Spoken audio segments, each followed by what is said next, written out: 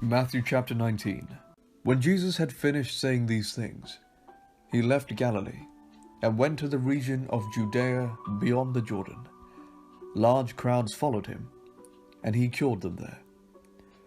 Some Pharisees came to him, and to test him, they asked, "Is it lawful for a man to divorce his wife for any reason?"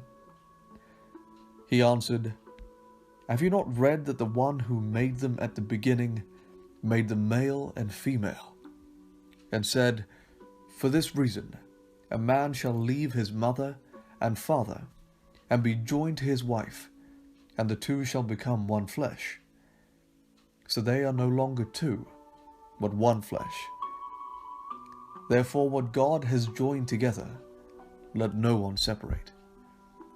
They said to him, "Why then did Moses command us to give a certificate of dismissal and to divorce her?" He said to them, "It was because you were so hard-hearted that Moses allowed you to divorce your wives. But from the beginning it was not so. And I say to you, whoever divorces his wife except for unchastity and marries another commits adultery." His disciples said to him, "If such is the case of a man with his wife, it is better not to marry." But he said to them, "Not everyone can accept this teaching, but only those to whom it is given. For there are eunuchs who have been so from birth, and there are eunuchs who have been made eunuchs by others, and there are eunuchs who have made themselves eunuchs for the sake of the kingdom of heaven. Let anyone accept this who can." Then children were being brought to him in order that he might lay his hands on them and pray. The disciples spoke sternly to those who brought them, but Jesus said, "Let the little children come to me, and do not stop them, for it is to such as these that the kingdom of heaven belongs." And he laid his hands on them and went on his way. Then someone came to him and said, "Teacher, what good deed must I do to have eternal life?" And he said to him, "Why do you ask me about what is good? There is only one who is good. If you wish to enter into life, keep the commandments." He said to him, "Which ones?" And Jesus said, "You shall not murder. You shall not commit adultery. You shall not steal. You shall not bear false witness. Honor your father and mother also. You shall love your neighbor as yourself." The young man said to him, "I have kept all these. What do I still lack?"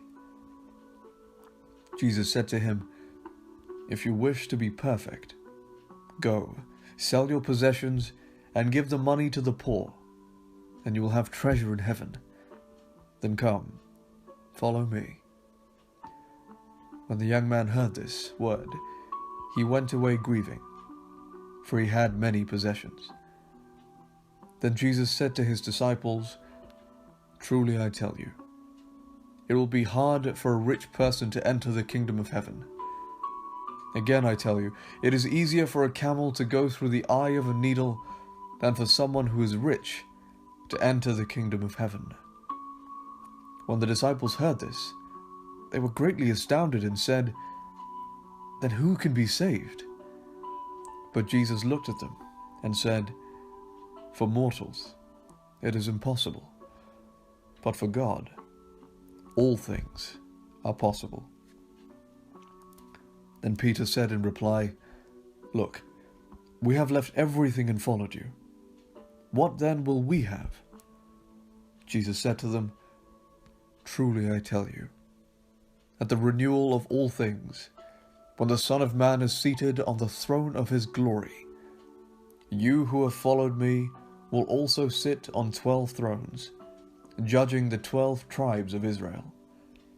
And everyone who has left houses, or brothers, or sisters, or mother, or father, or children, or fields, for my name's sake, will receive 100-fold, and will inherit eternal life. But many who are first will be last, and the last will be first.